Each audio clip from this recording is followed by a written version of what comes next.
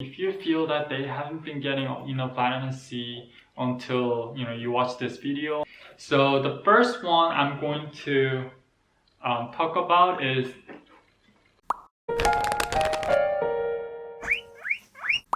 Hi everyone, this is Guinea Dad. So today in this video we're going to talk about the guinea pig meal planning. So why am I making this video? Well, for new and experienced guinea pig parents, whenever we come across a good vegetable or fruit, we want to share with our guinea pigs. So you're always wondering, can we feed these to them or not? I want to take out that question mark from the equation for everyone. We did a lot of research on this. We referenced a lot of research papers and some of the credible sources, not some random web pages. So I hope this is helpful. Please leave a comment below regarding what you think about our video. So let's get started. So the video is going to be formatted this way. First, I'm going to talk about important nutrients for guinea pigs. Second, we're going to talk about a couple specific meal plans based on your guinea pig's condition, whether they're young or old, whether they have certain conditions or whatnot. 3, we're going to talk about different ways that you can feed your guinea pigs so that they can be healthy and they can always be stimulated so they are always having fun and happy. Oh, and for some of you who wants to come back to our video in the future and maybe check out the meal plan again, we have the timestamp in the description below. So you can always click and skip to a certain section of the video to go to exactly where you want to be. So important nutrients for guinea pigs. As you may already know, the guinea pig's diet, majority of it, like maybe up to 70%, 80%, that percent is slightly different person to person, but that has to come from hay. Guinea pigs need fiber in their system in order to move food throughout their body.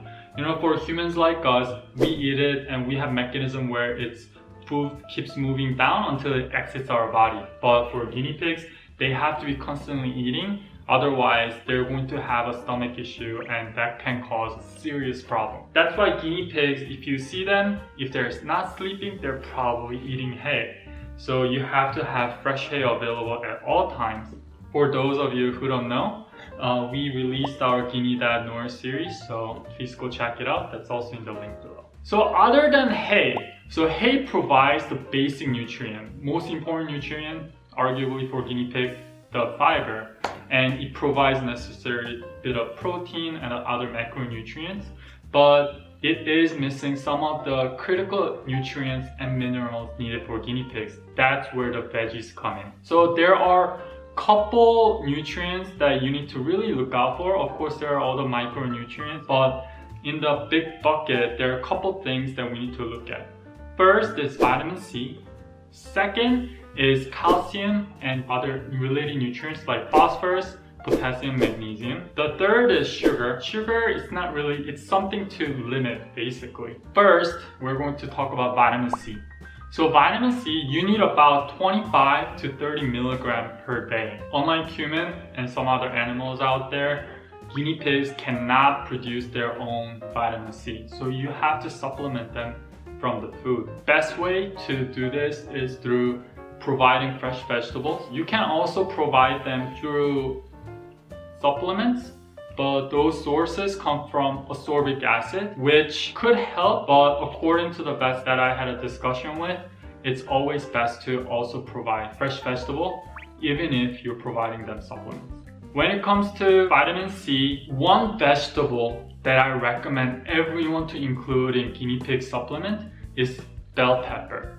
Whatever the color is, red, yellow, green, orange, doesn't matter. So their nutrient level, sugar level, vitamin C level is slightly different, but the vitamin C in all 4 colors or any colors that you find in the grocery store is significantly better than most other vegetables available. The research also says that for unknown reason, had also proven to lower the cases of urinary tract infection and some other diseases. We'll talk more about this later, but bell pepper will always be included in every meal plan that I'm going to provide you. The second is calcium. Calcium is important. It's not always bad, but it can be bad. Let me explain. We need calcium, guinea pigs need calcium because they make up our bone. So especially for baby guinea pigs, when I say baby guinea pig, it's going to be guinea pigs under 6 months old.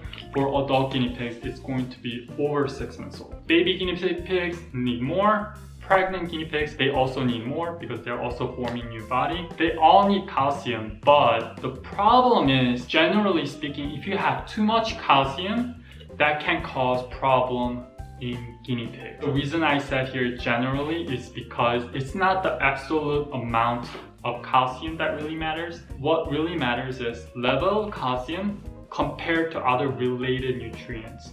So if you have high calcium and high phosphorus, if calcium is here and phosphorus here, that might be okay. But with the same amount of calcium, if you have this much, maybe 1/4 the amount or even under the calcium level, because phosphorus is so low, this extra calcium can be bad for guinea pigs. Your guinea pigs can end up with stone or any urinary tract related disease.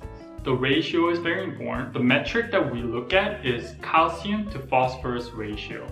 The recommended range, people say, is about 1.2, but a couple different researchers have different ranges, and generally it's been somewhere around 1.0 to 2.0, meaning for every calcium you need to have 1 part of phosphorus or 2 part calcium with 1 part phosphorus. The third component that I want to talk about when you're feeding vegetable, or actually also regarding fruit, is sugar. The reason we always say limit the amount of fruit, limit the amount of treats that you give to guinea pigs is mostly because of the sugar. You don't want to let them have too much sugar because that can have negative impact on their health. We don't want the little kids, our babies, to have too much chocolate or candy. You want them to have healthy veggies, healthy meat, something that's going to help their health so that they can live happy life, a very long life, right? So same thing. Some of the vegetables that are high in sugar are carrots. This also includes basically almost all fruit. So banana has high sugar, berries also have high sugar. So don't give them too much. You can give them occasional fruit treat, but that should be about it. So I just went over a couple nutrients that I looked into. And now I'm going to provide you multiple recipes. Since vegetables that I'm going to mention, all these vegetables I understand are differently sized based on geography. To give you a reference, I'm going to have pictures of vegetables on my top left or top right, show you how big is the vegetable that I'm referring to. When I calculated the level of nutrients required and all the ratio between the nutrients, I used actual weight, but I think most people, a lot of you guys wouldn't use the scale to be very specific. I wanted to help you so you can have this general idea of what the size of the vegetable that I'm referring to. So the first one I'm going to talk about is called Green Power Mix. So this recipe is an all-rounder. It's great for most guinea pigs, but it's also good for baby guinea pigs because it does have that slightly raised level of calcium, but it's definitely within the range that I talked about before. For Green Power Mix, you will need 1 outer leaf green leaf lettuce, 3 or 4 strands of parsley, and lastly, 1/4 slice of green bell pepper. So this is per day per guinea pig. The reason I included parsley is it has relatively high calcium level, so that's where the little bit of boost of calcium comes from, especially for baby guinea pigs. Bell pepper has a good boost of vitamin C. Green leaf lettuce for, I think, the leafy green within the vegetable mix. Second recipe is also good for most guinea pigs, but it's more geared toward high vitamin C. There's a disease called scurvy. The scurvy happens from lack of vitamin C level intake. So if your guinea pig had a history of scurvy, or if you feel that they haven't been getting enough vitamin C until you watch this video and you're adjusting your vegetable meal plan for your guinea pigs, then you can use this.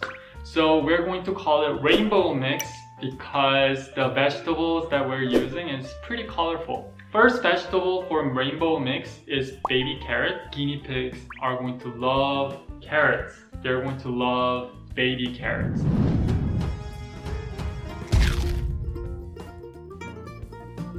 You're going to have half the size of baby carrot.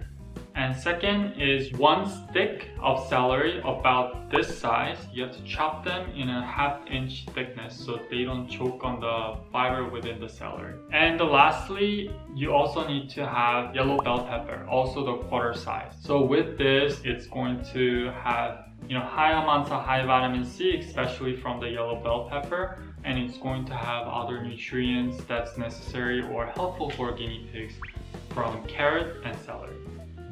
Last recipe, this is something that most relates to my case. So Peanut, about a year ago, or maybe a little bit more than a year ago, she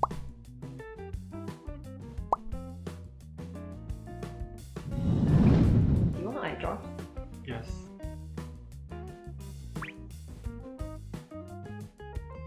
Especially if you're new to guinea pig, then it's very helpful to. So the recipe is called mix.